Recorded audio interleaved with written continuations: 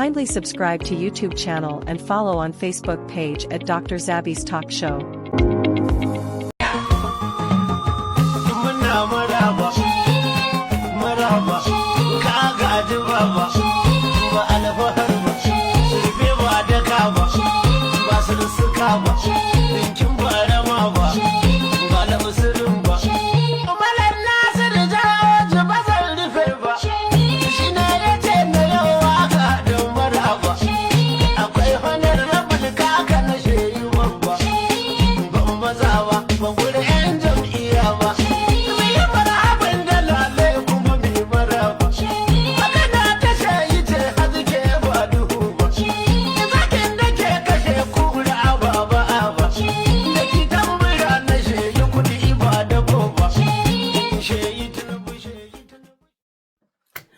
Gbogbo wa nílé lóko lẹ́yìn òdì mo kí wá pé akúbójú ọjọ́ ṣeré mo kí ẹ̀yin ìyá mo kí ẹ̀yin bàbá mo kí ẹ̀gbọ́n mo kí àbúrò èmi ọmọ yín olólùfẹ́ yín ayé ọpẹ́ yọ ṣe yọ lọ́dọ̀ títí yín náà ní agbára lọ́wọ́ Ọlọ́run ayé ọpẹ́ máa yọ fún wa lórí ọmọ lórí ìdáwọ́lé wa òun là yí ọpẹ́ ló máa fi máa yọ fún èmi àti yín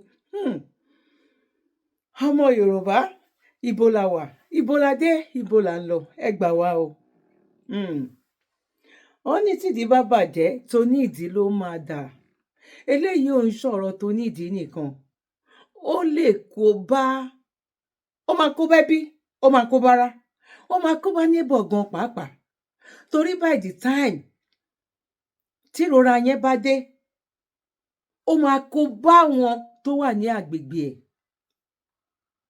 bẹ́ẹ̀ ló ṣe rí bọ́ adúpẹ́ àtúndúpẹ́ adúpẹ́ hallelujah hallelujah hallelujah hallelujah wípé kí ni a ti ń sọ láti bí ọdún 5 sìn ó ń bọ̀ gbàgbó ó ń bọ̀ gbòsgbà ó ń ṣẹlẹ̀ tàbí kò ṣẹlẹ̀ àti rí nǹkan kan o a sọ àìdúró síbẹ̀ àdẹ̀kọjẹ àti ìṣe kíni àti rí nǹkan kan àti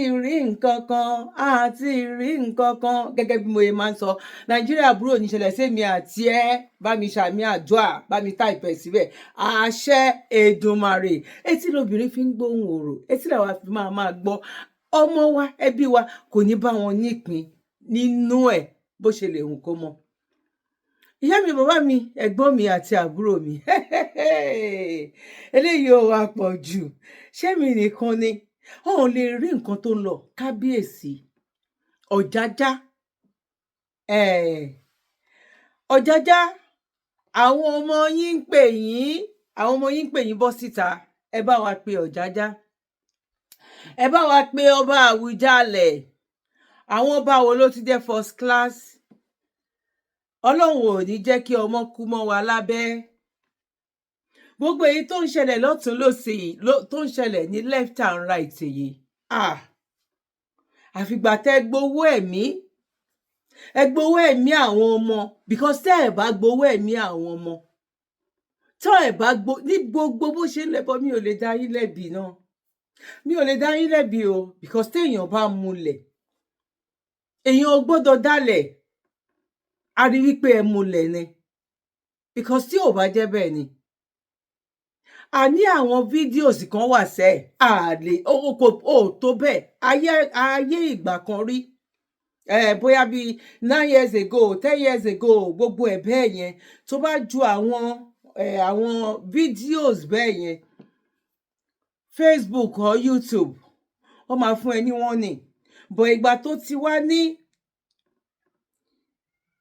terms and conditions tó ń láti máa follow lórí ẹ̀ wọ́n máa gbé page ẹ̀ wálẹ̀ ni àwọn ọba wa first class ọba ṣọ́mọ sẹ́pọ̀n ọgbọ́n nǹkan tó ń ṣẹlẹ̀ yìí ṣọ́mọ láwọn ò rí nǹkan tó ń ṣẹlẹ̀ yìí makàn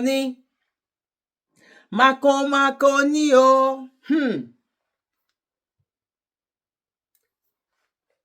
máa gbé fídíò kan wá kò tún wá ṣe mí ní kàyéfì bí òun ṣe wípé ta la fẹ́ rí dálẹ́bi bí òun ṣe àwa Yorùbá tó jẹ́ wípé nǹkan tá à ń jẹ lẹ́nu báyìí òun la máa ń mọ̀ tó bá sọ wípé àwọn wo gangan ni ò jẹ́ kí Áfíríkà gangan kó ní ìlọsíwájú, wọ́n máa mú àwọn ẹlòmíì o, bọ̀ Yorùbá náà máa kó ipa tó pọ̀ nínú ẹ̀ o, torí kí gogoro má gún mi lójú, òkèrè láti ń wò ó, bọ̀ Yorùbá ò kí ń wò láti òkèrè o. Nígbà tí à ń pariwo ọ̀rọ̀ yìí bẹ́ẹ̀ kọ́ ló ṣe rí, bẹ́ẹ̀ kọ́ ló ṣe rí, ọ̀rọ̀ wípé bàbá wa kọ́ ló fẹ́ lọ kọ́ ni kẹ́ jẹ́ ká mójútó, ẹ jẹ́ a mójútó wípé báwo la ṣe fẹ́ sá lọ, báwo la fẹ́ bọ́ nínú oko ẹrú. Wọ́n ní bẹ́ẹ̀ kọ́, tí bàbá wa bá débẹ̀, bí bàbá wa bá débẹ̀, ọmọ Yorùbá ò débẹ̀ rí, ọmọ Yorùbá fẹ́ débẹ̀ ni wọ́n fẹ́ fi compensate, ṣe rí iṣẹ́ tàbí àná ti bàjẹ́ sẹ̀, àná ti fọ́ kó tó di wípé bàbá gan wọ́n gbé anything fún bàbá, wọ́n ti fọ́, wọ́n ti dàrú gbogbo ẹ̀ tí ó ti di bó lọ yà kó tó di pé bàbá débẹ̀. Bó à ń sọ ní ìgbà tí bàbá débẹ̀, màá gbé fídíò níbi tó ti ń kóòtì 99 constitution. Ṣé báwọn èèyàn ló kọ́, ṣe bí àwọn èèyàn ló kọ́, àwọn ọ̀jọ̀gbọ́n tó ní làákàyè tí làákàyè wọn pé tó ń jà jìgìjìgìjìgì, àwọn gó ó tójú bọ inú ìwé yìí, wọ́n lè wọlé wà ń bì yìí, májèlé leléyìí, tẹ bá gbé fáwọn èèyàn jẹ ìwọ ni ó máa pa wọ́n ni, ilé ayé ò ní rójú, ọ̀run gan ò lè ráyè lórí nǹkan tó wà ń bí báyìí. Bàbá ò tiẹ̀ tí lo kò tiẹ̀ tí lo 3 years gan bẹ̀ gan, kò tí ì lo 3 years ń bẹ̀, bọ̀ gbogbo yín sọ wípé ẹ jẹ́ ká fílẹ̀, ó yìí ní nǹkan tó ń ṣe, ọdún mẹ́jọ náà máa tó pé bíkọ́ ọdún mẹ́jọ ni, ẹ má jẹ́ àtanra wa, ẹ má jẹ́ ká tanra wa. Àrírú ẹ̀rí a fi ń dẹ́rù bọ́ lọ́rọ̀ ni ní 2025 tá a wà nínú ẹ̀ yìí, lójú wa kòrókòró báyìí, kòrókòró, ìyàwó ọmọ ọkọ ológbòlé ajẹunlé wọ́n ń rúùlù wa báyìí ni. Àní ṣebí gbà tó wà lẹ́kọ̀ọ́ náà lójú handkerchief ní gbogbo Nàìjíríà, kẹwo àti ẹ̀mọ́ aláṣìírí sì máa túṣẹ̀, àwọn tó ní bàbá Bọ́lá Ahmed Tinubu kò ń ṣọmọ Yorùbá, àwọn tó ní bàbá Bọ́lá Ahmed Tinubu wípé kò ń ṣọmọ Yorùbá, àṣírí máa túṣẹ̀. Ó lè jẹ́ lójú ayé wọn o, ó dẹ̀ lè jẹ́ létà, bọ̀ àṣírí máa padà túṣẹ̀ bó bá yẹ jẹ́, because èèyàn ò gbọ́dọ̀ jẹ́ ọmọ Yorùbá. Ẹ wo nǹkan tó ń ṣẹlẹ̀ ní gbogbo Ondo State nínú oṣù kẹta ọdún 2025 tá a wà nínú ẹ̀ yìí. Gọ́vnà, president, àwọn ọba wa, Ọ̀jájá ẹni ìtàn, first class ọba tìjẹ̀bú Òde, and so on and so forth. Ká má wá rí èèyàn kankan nínú wọn tó ń ṣe fídíò bọ́ síta. Ká má rí èèyàn kankan nínú àwọn pásítọ̀ Adébóyè kàn ṣe kíní bọ́ síta wípé eléyìí táwọn ń rí yìí, tàbí ẹ máa sọ wípé àwa nìkan là ń rí àwọn nǹkan tó ń jù yẹn, tó ń jù káàkiri yẹn, àwa nìkan ṣoṣo là ń rí, kò dé ọ̀dọ̀ àwọn pásítọ̀, kò dé ọ̀dọ̀ àwọn ìjòyè, kò dé ọ̀dọ̀ ọba. Bí ọ̀rọ̀ èèyàn kan ni, tó bá lọ ṣe ghost DNA, tó bá ṣe ghost DNA, àwọn ọmọ Yorùbá ọkọ tó kù díẹ̀ kékeré báyìí ni ẹran ti dàpọ̀ mérò, àti lórí ọba àti lórí ìjòyè, ẹ̀dẹ̀ gbọ́wọ́ báyìí, ẹ̀dẹ̀ fọwọ́ lẹ́rọ̀. Eléyìí gbẹnu tán, ẹ fi ọwọ́ lẹ́rọ̀. Màá gbé fídíò kan wá, mi ṣẹ̀ṣẹ̀ ń gbé fídíò yẹn, mi ṣẹ̀ṣẹ̀ máa lò ó. Lára àwọn ọba tó wà níbà, a máa rí dókítà, a máa rí ẹnjìníà.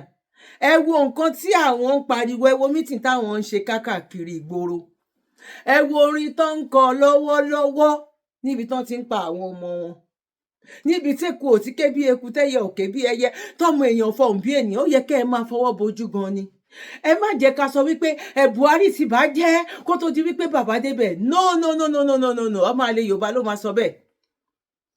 Kí bàbá gan kó dá padà sígbà tí Buhari wà, kí bàbá kó dá padà sí ìgbà tí Buhari wà.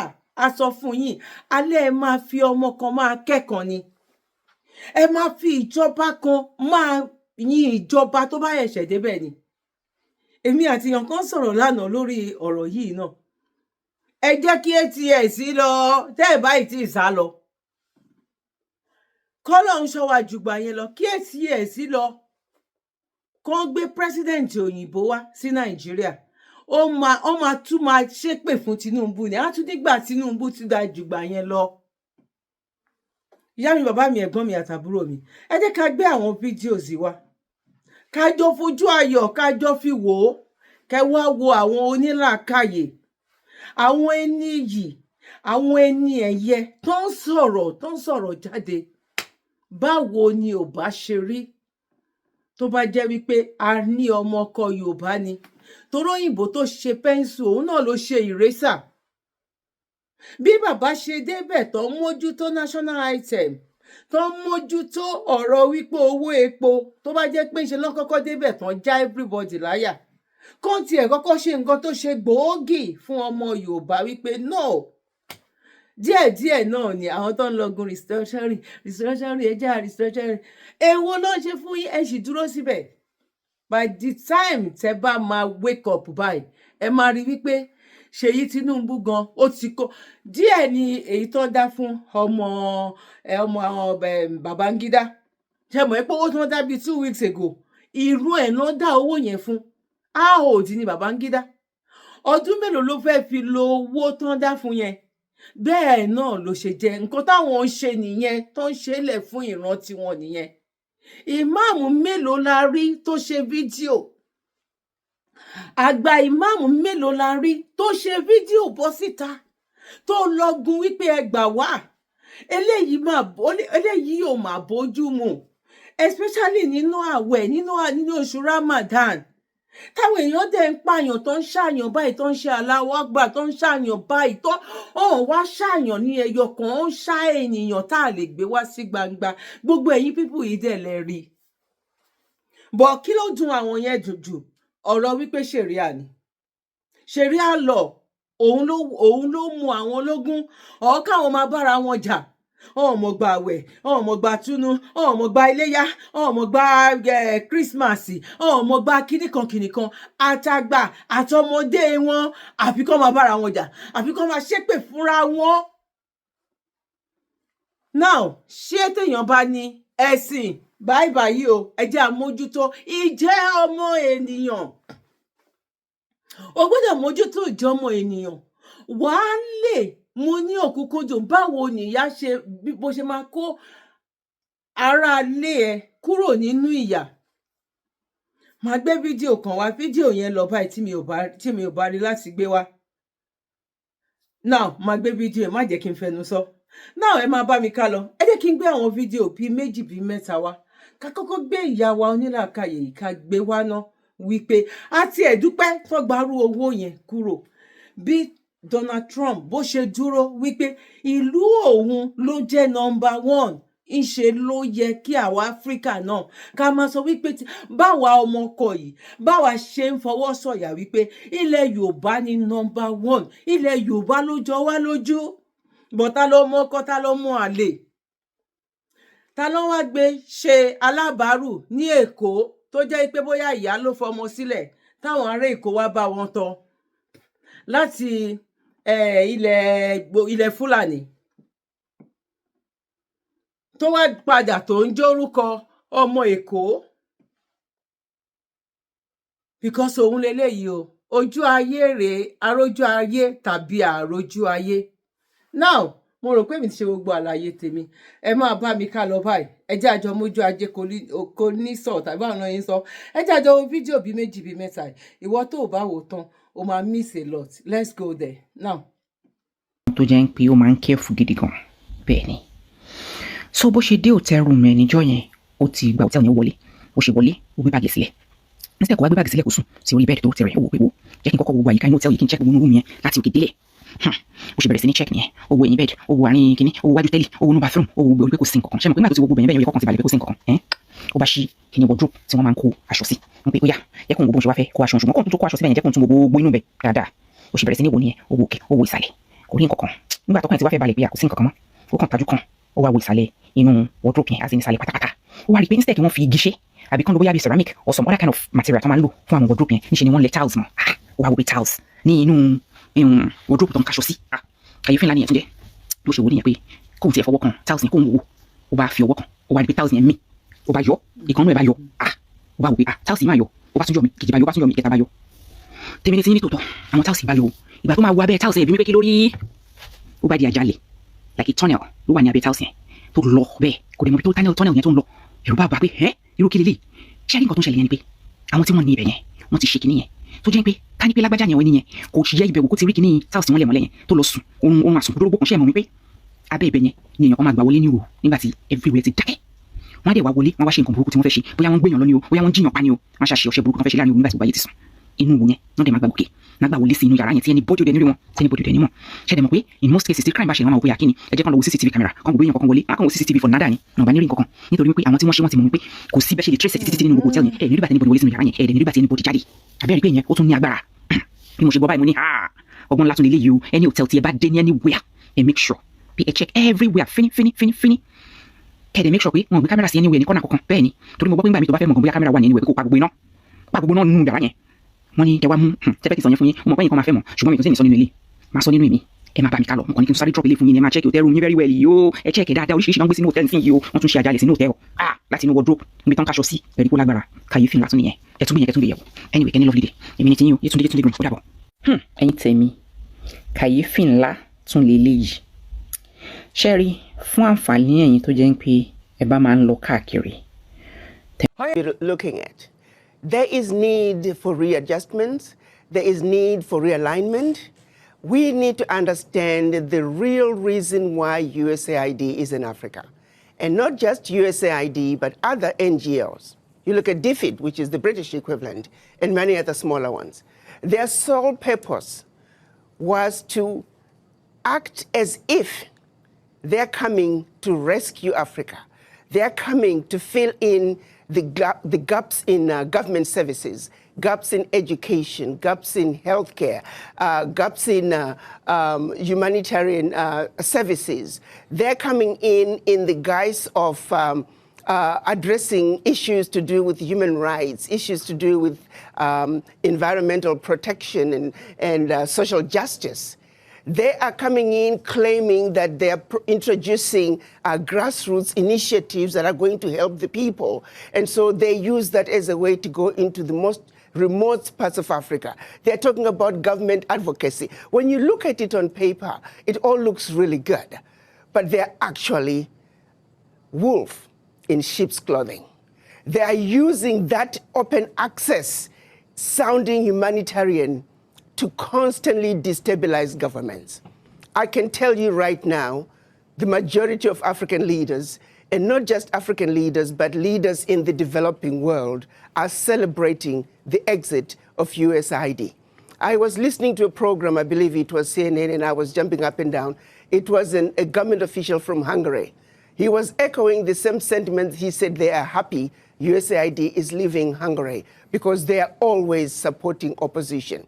Their form of government advocacy is supporting whoever can keep the government in a turmoil. So, Ambassador, let me just jump in here for you. This is a message that I don't think many Americans hear. I think many Americans believe, not all of them, but many of them believe that AID was essentially set up for philanthropic reasons, for dealing with the HIV/AIDS crisis, dealing with the various instabilities in the region, dealing with infrastructure deficits. But you're saying that there was something else as part of that package, meddling. A major meddling agenda.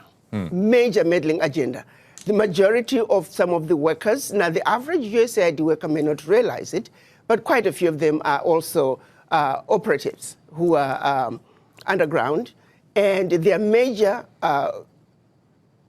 agenda is to destabilize governments, destabilize countries. If you think about it, their sole purpose, for example, filling in the gaps in healthcare and education, where is the change? Show me one country that USAID was in and education improved. Show me what country where USAID was in and healthcare improved. The social services they're bringing, it's peanuts.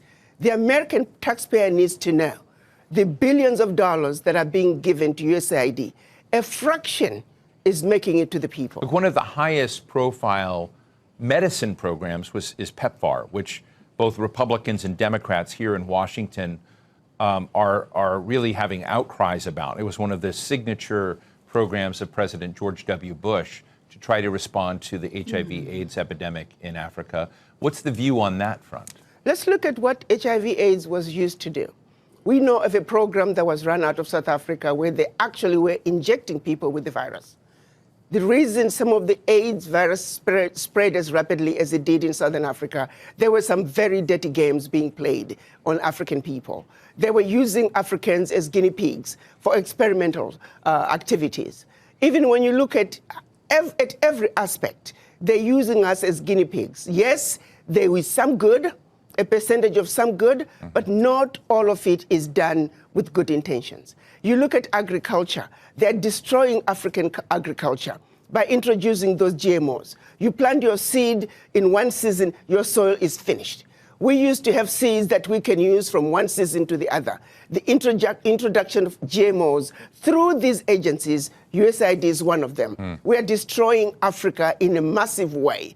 A little good is coming out, but by and large, the end result, they mean no good. They can turn around and give us an inventory and say, as long as you have been in Africa and also other parts of the world, show us your success rate.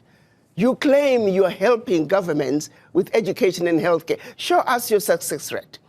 But I also turn around and say, African governments, why do you need this little aid to assist you in providing proper health care, proper education? The average African government can afford to provide those services for their people. I happen to have many friends that work for USAID, both in the field but also in Washington. And I have to tell you, I know that they believe that they're doing good, that they're trying to move the needle for those that are in desperate situation and desperate conditions. I think it's very interesting to raise the question of what the other political purposes are. But as you sort of look at the scene now, the French are very big in aid programs. As you mentioned, the British. There are also Chinese aid programs. Are all of these programs essentially power plays, and all of them need to be suspended? How do you see some of the other international programs in Africa now? Well, these are all underground covert operations. Why does Africa need them? Why do we need them? Africa has been the provider. If you look at Europe, Europe cannot survive without Africa. One situation that people don't realize, post-World War, when the US came up with the Marshall Plan, what they don't tell you is that the contribution through exploitation of African minerals was actually the biggest funder of the European Recovery Plan, ERP, aka the Marshall Plan. US contributed $13 billion, which is now present day $175 billion, which, by the way, the American taxpayer must be paid back. Nobody's asking for that money back. But what they don't tell you is that Africa, through exploitation of its resources by the Europeans, was actually a much bigger contribution to the European recovery post-World War II. Nobody talks about that. Why does such a continent that did so much to help Europe recover continue to be so poor? Let's be realistic here. Let's not talk about peanuts. Africa does not need the aid. What we need is for those who are exploiting Africa to stop. Africa has everything it needs. If Africa could have contributed as much as it did to the recovery of Europe post-World War II, why wasn't Africa equally developed? So what happens next, Adikana? You and I have talked about this before, and the exploitation of cobalt, of nickel, et cetera, and many other rare earths, which is apparently very much on President Trump's mind, because we see the negotiation for rare earths with Ukraine. But you and I have talked about the artificially low prices and the fact that many economies in Africa don't participate in the gains and growth of the exploitation of those resources. What happens now when these aid programs are withdrawing? Does the social contract between American mining operations or other global mining operations, does it give an opportunity for the power dynamic to shift and change? And what will that look like? I think this is a wake-up call for the African leaders.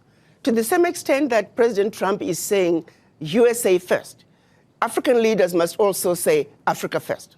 This is a wake-up call to the African leaders to take inventory of what is really happening in their countries. Do they really need the peanuts that are coming in as aid? What is really going out? If I may use the example of what happened in Niger when the government decided they were going to take over the mining of their uranium. The French companies that were mining the uranium were paying the government 80 cents a kilo for the uranium, and then turning around and selling the uranium to the rest of the world at 200 euros a kilo. So that one move from the Nigerian government to say we are now going to take ownership of our own uranium, they went from realizing about $1 billion in uranium resources to over 300 billion a year. Do you realize what I'm talking about? No amount of NGO could bring that kind of money. And this is only one mineral. Now imagine the country taking inventory of all their minerals and benefiting from their natural resources like the rest of the countries in the Western world. That is what African leaders need to look at. Do you see that in the horizon of African leaders right now? They're do gonna you have see to. them? Who do you see as the standout winners of that kind of change? And who do you think is still chasing AID contracts? Let me tell you, we need to look at what's happening in Burkina Faso, Niger, and Mali. President Traore is standing up. He is saying the natural resources in Burkina Faso, they belong to the people of Burkina Faso. Niger is doing the same thing. Mali is doing the same thing. Every leader must look at what's happening in the Sahel nations to say, like anybody else, you must take care of your people. You have your natural resources. You have everything you need to take care of your people. Why do you continue to be beggars? Look at what is being brought in by not only USAID, but all the NGOs in your country. It's peanuts. It's a joke that the African leaders should continue to be beggars of peanuts when you are looking and allowing billions to get out of your country year in and year out, if not trillions, in natural resources that your people should be benefiting from. It is a wake-up call for African leaders to wake up and say, lẹ́ẹ̀kan sí wípé àkú bójú ọjọ́ ṣeré. Mo rò pé lọ́jọ́ kìíní àná tèmi àti yín tàbá gbàgbé kò tí ì pé 5 years nísìn. Mi ò rò wípé wọ́n pa Fúlàní 20 ní ìgbà tí àwọn Fúlàní láti north tán dìde tán wá sí Ìbàdàn tán wá bá bóyá Ṣèyí Tinubu Ṣèyí Mákindé àti ọba Ìlọrin tí Ṣèyí Mákindé tó fi lọ sọ́dọ̀ ọba Ìlọrin tí Ṣèyí Mákindé tó fi lọ sí ọ̀dọ̀ ọba Ìlọrin nígbà náà lọ tó sọ pé ó ń pa àwọn ọmọ òun àwọn tó ní bàbá nìyẹn àwọn tó ní bàbá bá o Ọlọ́run jẹ́ kí bàbá yín pẹ́ fún yín lọ because àwọn tó ní bàbá nìyẹn àwọn tó mọ̀ wípé nǹkan ṣe ọmọ wọn nìyẹn pẹ̀lú gbogbo nǹkan tó ń ṣẹlẹ̀ yìí ká má wá rí àwọn bàbá títí wa ká má wá rí àwọn bàbá títí wa ká má wá rí àwọn tó ń ṣe miracle lórí ayélujára kákàkiri gbogbo church lákàkiri ayé ká tiẹ̀ rí fídíò wọn níbi tán ti sọ wípé no kò yẹ kílé ayé rí báyìí báwo lẹ fẹ́ balẹ̀ Yorùbá jẹ́ everybody ṣe báyìí ni bọ̀ ó máa tó yé wa ẹ sì rí nǹkan kan because kí ni ẹ ń fìyà jẹ àwọn tí ò yẹ kí a máa jẹ eku ò lè ké bí eku ẹyẹ ò lè ké bí ẹyẹ ọmọ èèyàn lè fọhùn bí ènìyàn ó ṣe wọ títí tó ní kálukú tó máa fi lọ nílò ẹ because tí ò bá rí báyìí àwọn èèyàn ní ronú débẹ̀ wọ́n sì ń ro inú yẹn lọ ni bọ́ọ̀ ní ronú yẹn débẹ̀ ó ní èèyàn kan ló máa lànà igba èèyàn ló máa rin orí ẹ̀ kọjá bó ṣe jẹ́ nìyẹn wípé by the time tó bá mú wọn lórí ló máa rántí pé ẹ wá náà o àwọn kan ṣàtì ẹ̀ ní ká pín àwọn kan ó dàbí pé ká pín yẹn gangan ni àwa ti la ọ̀nà yẹn àti là kalẹ̀ ẹ jẹ́ ká wá gbọ́ nǹkan tí àwọn obìnrin sọ wọ́n ní obìnrin nìkan lápè o wọ́n lè tó wá ṣẹlẹ̀ ń sìn wọ́n lóbìnrin nìkan ni o kí kẹ́ wá gbọ́ nǹkan tí Natasha náà kẹ́ gbọ́ nǹkan tó sọ. Ẹni tó bá fẹ́ ṣe ìlú yẹn ní ti dáadáa, ó lè rí ọ̀nà lọ, kò possible. Kò possible. Fídíò obìnrin mẹ́ta ni màá gbé wá báyìí sìn. Ká fọwọ́ lẹ́rọ̀, ká sáré wò ní pápápá. Ẹ máa bá mi ká lọ. Let's go there.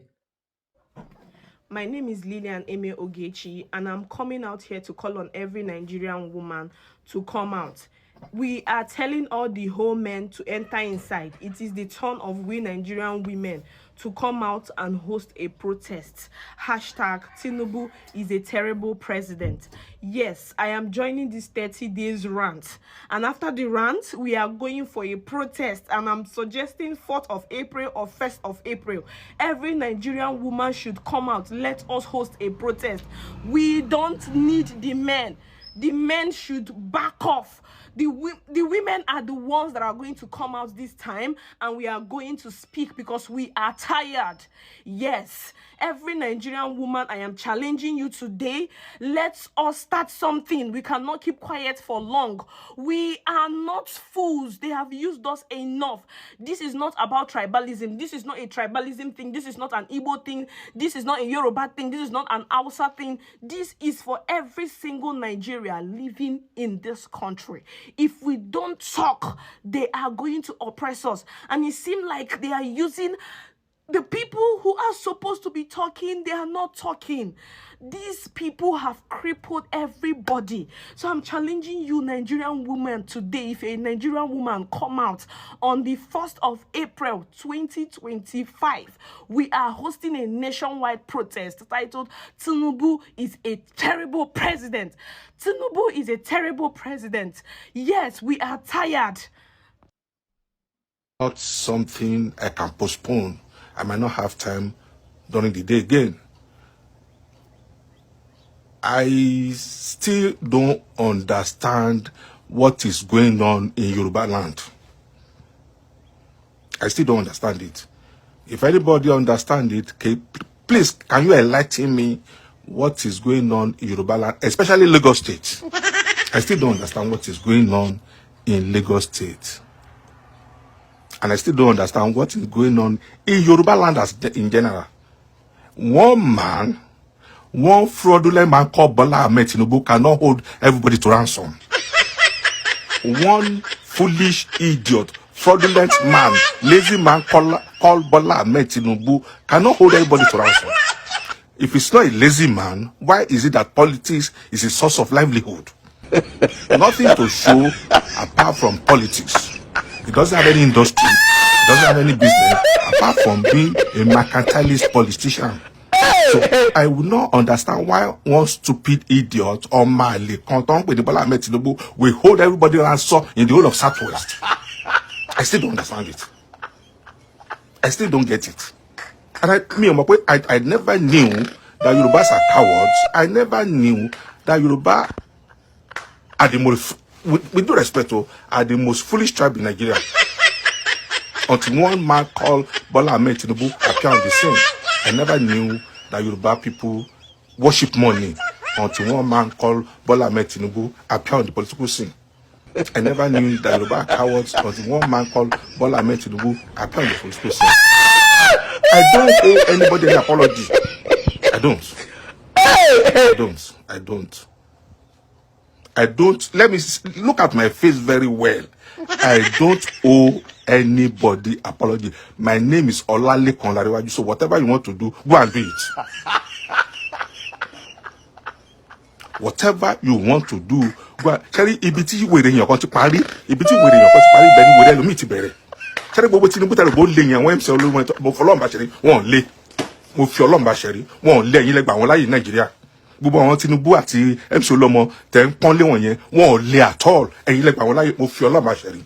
Ibi tí wèrè èèyàn kan ti bẹ̀rẹ̀ parí sí ibi tí wèrè èèyàn kan parí sí ni wèrè ẹlòmíì ti bẹ̀rẹ̀.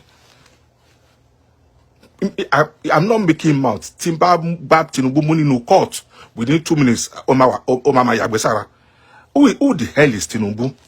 Who the hell is he? Who the hell is Tinubu that he wants to lord it over everybody? Who the hell is Tinubu? And I'm asking that question. Who the hell is Tinubu?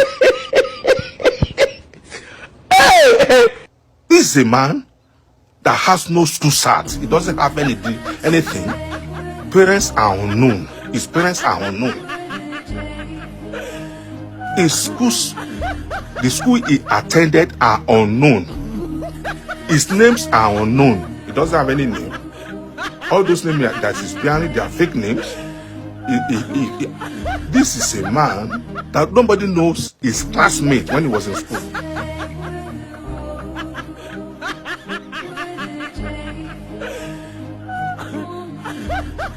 Experience is the best teacher, sir. Calm down, Mr. Man. You smoke colors, you smoke cocaine, you smoke crack, you smoke MD. You are a madman. Oh, see where in your name, sir. Are you sure? Yes, when I take it, I almost turn a madman. Nobody send me, they see me like a madman. Once the fella come in my way, sir. Igbata, they barely want to discover, but this guy is not a madman, he's on colors. That this guy will just be eating free food here. Are you sure? Wọ́n wá lébi síta ẹ kí n máa lọ igbe kò lómi ara mi abalẹ̀ wọ́n dè mí. Like a madman? Yes. Because of what? Ìyànà tún fi ń jẹ mí sísà. Why? Because I'm on colors that year, sir. What year is that?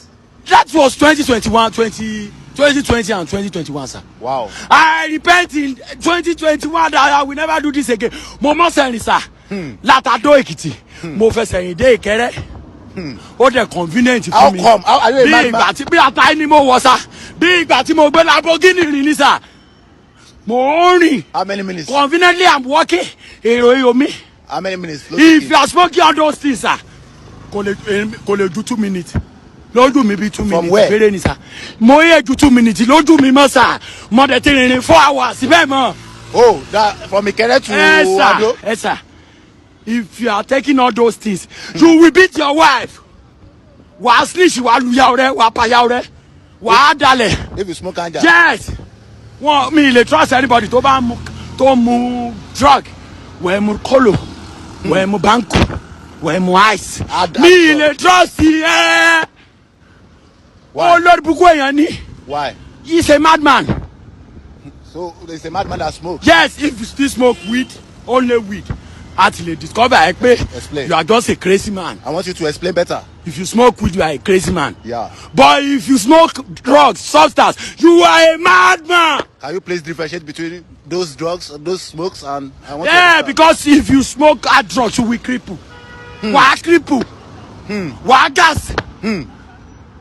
Brother, I mean, thank you, sir. No, explain more, please. Thank you, sir. Please give me more explanation. Please give me Go more explanation. Go and you take it. Experience is the best teacher. Go and experience it.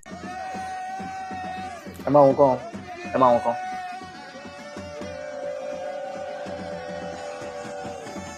Ṣẹ́sìrì Farouk oníkìjìpá nìyẹn. Òun lọ́wọ́n Fúlàní ń kí Ṣéwù. Ìkan náà àwọn àfáà Yorùbá nìyẹn o. Farouk oníkìjìpá táwọn Yorùbá máa ń fún ní àpọ́nlé. Àtìgbà kan ti bí mi, mi ò rí kí Farouk oníkìjìpá lọ sáàfin ọ̀hún papọ̀ kan lẹ̀ Yorùbá rí kó lọ dọ̀bálẹ̀ fọba. Mi ò rí kó lọ sáàfin ọba kó lọ dọ̀bálẹ̀ fọba. Tẹ́ bá rí wedding, ẹ̀rín ní kò mọ̀, ẹ̀rín ní tó kù, àwọn ibi tó máa ń ganu sí nìyẹn. Àmọ́ ìdí tí ó sì kí lè dọ̀bálẹ̀ fún àwọn ọba wa ni pé òun náà mọ̀ pé Fúlàní lòun, Fúlàní ò dẹ̀ lè tẹríba fọba kankan lẹ̀ Yorùbá, wọ́n mọ̀ nǹkan tó ń ṣe. Ó pè wọn kọ́ àwọn mọ́ṣáláṣí wọn kọ́ dẹ̀ máa lọ sí pátì ju pé kó lọ sáàfin ọba kó lọ tẹríba fọba. Àmọ́ tó bá lọ sọ́dọ̀ Emir kó máa wólẹ̀ tán ni. Emir Ìlọrin, ìyẹn Sùlù Gàmbàrí, ó máa wólẹ̀ tán ni. Ṣé kò yẹ kó ti yé wa wípé ọ̀gbẹ́ni Fúlàní ni? Ó dẹ̀ nísìnyí báyìí wọ́n ti fi bùmọ́ sí yìí, wọ́n ti fi hàn ní gbangba báyìí àti ní báyìí. Àti ní báyìí ní gbangba pé Fúlàní ni wọ́n. Àwọn táwọn Yorùbá ti wá lẹ́yìn pé Ṣéwù àáfà lélẹ̀. Wọ́n wá ń rè wá, wọ́n ń tàn wá, wọ́n fẹ́ sìn, wọ́n fi ń tàn wá àtẹ̀dé wa tó gbọ́, wọ́n fi ń tàn wá títí tí wọ́n fi gbé ṣẹ̀ríà wá. Táwọn Mùsùlùmí bá ti pọ̀ ju Kìrìsìtẹ́nì lọ. Ìgbà alára máa balẹ̀. Ẹ ajára yín Fúlàní làwọn àáfà yìí o. Bàbá Adájúlàdábì yìí Fúlàní ni. Bàbá Adájúlàdábì Fúlàní ni. Àbá àkẹ́sìlẹ̀ jẹ́ Fúlàní ti ní mọ́tẹ̀. Àbá Adájúlàdábì Ṣéhù wa Tájú Adam Fúlàní ni. Táwọn wá láti Mali. Ṣéhù Tájú Adam Fúlàní ni wọ́n àti Mali náà sì ti wá. Ẹ̀yin tẹ́ ìsara wa ẹ̀ ní kó oyé. ìtẹ́ ìbéèrè fún ẹ̀ẹ́dà àwọn tó kàn dá sí láti dùn mí oní kí lọ́kàn ọ́ kí ọmọ dáàsì ọmọ akẹ́wọ̀n ṣé Muhammad amadu kí fílà nínú òun yẹn gbọ́ lẹ́nu mi wọ́n ní kọ́ sọ pé kò rí bẹ́ẹ̀. bàbá ṣé Muhammad Kamal. èmi dé ní ìjọba ìfílà nínú.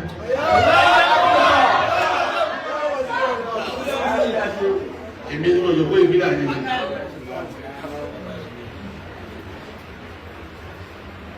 wọ́n ṣàkà mí o bàbá dákẹ́ mọ́ bẹ́ẹ̀ àdákẹ́ mọ́ bẹ́ẹ̀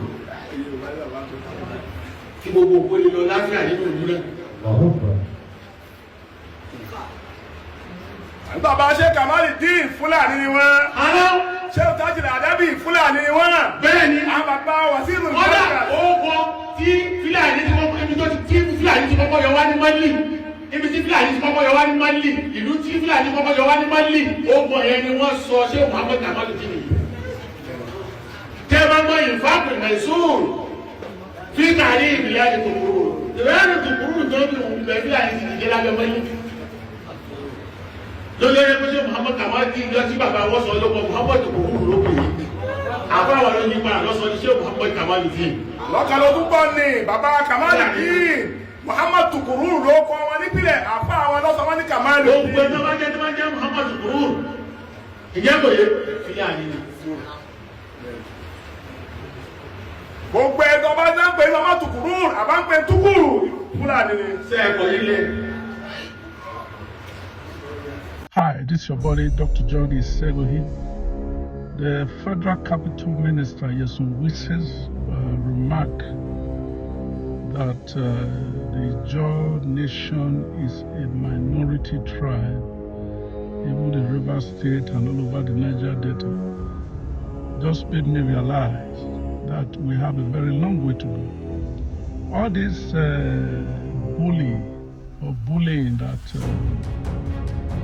Yes, Wike is doing to Rivers people is being orchestrated by the president. He cannot do all those things without the support of the president. The president ruled Lagos with iron hand. Right now, because of his ambition, he is giving different territory and states to warlords. He has given Edo State to warlord Shomole, and he is giving Rivers State to warlord Wike. That's how he wants to share it because of his 2027 ambition. Anyway, I want to just say this, and the president should know that time is a judge of everything. We have heard of great men, and at the end of the day, with all the way they fought for earthly things, they never left this world with anything. And you see, I don't blame them. It's the just that are very docile. The Jaw Nation are very weak people. This is how they stampeded Jonathan out of office. They use lies. And this is the territory that produces a lot, almost 99% of the resources of Nigeria. And because they are very calm, they use them as tissue papers and they throw them away. I don't blame you guys. If people like Asari Dokubo, Don Polo and Ateke, and all those people who parade themselves as warlords knew what they were doing, they would emancipate their people. Because they have mineral resources in the north, and they are the ones enjoying it. But the ones in the southern part of the Niger Delta is for everybody. They have plundered the most part of Niger Delta. Because when you prospect for oil, that place may never be habitable for many years. So if all this Asari Dokubo who comes in and starts shouting, because they use you guys as what do you call it, security guard on your property. You are guarding pipelines. So that's why that Jason Wike could open his mouth. A man that has no character, no principle. I said it, Dr. John Isegohi. You, Jason Wike, you have no character, you have no principle. If you are ranting and saying that one day you will leave that place, it's not going to be forever. And all of you keep doing what you are doing. Keep fooling yourself because the whole world knows. One thing I know is that the Holy Book says, when the people are joyful, the righteous had authority. But when the people are crying, Nigerians are crying now, they can't even feed. Say, because the wicked are in authority. And you know what it says again? The triumph of the wicked is short. Keep doing what you are doing. We will see what these things will lead you guys. You guys have destroyed our democracy. Now it's all part. Look at what happened in Lagos State House of Assembly. One man is dictating. Mo máa kí ẹ̀yin ìyá mo kí ẹ̀yin bàbá mo kí ẹ̀gbọ́n mo kí wọn tó máa roko àwọn èèyàn tún láwọn ò ṣe oko àwọn èèyàn tún láwọn ò ṣiṣẹ́ oko ibo náà ti fẹ́ lọ ṣe ibo náà ti fẹ́ lọ dá oko ó ti wá di ilé ògbá ọ̀nà ògbá ló ń ṣe kinní kan ẹ bá ń parí ẹ̀ mú mọ́ ọbọ̀ mi kàn fẹ́ sọ́tàn ni eléyìí máa pọ̀ o ṣé a máa kúrò sẹ́ ìbọn ìgbà wo ni èmi ò mọ̀ àkókò wo ni mi ò mọ̀ torí àwọn tó wà nílẹ̀ yìí Ṣèyí Tinubu Bọ́lá Tinubu Ìgbẹ́ Tinubu Ìtọ́ Tinubu Sílì Tinubu Ológbò Tinubu ìyàwó Tinubu ìyálọ́jà Tinubu gateman Tinubu Ọ̀jájá Tinubu ọba Ìjẹ̀bú-Òde Tinubu ọba Ṣàgámù gan Tinubu a mọ̀ tẹ́lẹ̀tẹ́lẹ̀ náà bọ́ ìsìn gangan la wá mọ̀ wípé eléyìí tún ti ju one chance lọ because tí wàá fi hàn wá báyìí kòrókòrò nígbà tí agbára dé ọwọ́ wọn tàbẹ́ẹ̀rí bó ṣe ń ṣe pẹ̀lú Ṣèyí Tinubu ni president gan nílùú òyìnbó ìgàn mi ò rò pọ́n kàràmọ́ ẹ̀ tó bọ́n ṣe ń kàràmọ́ Ṣèyí Tinubu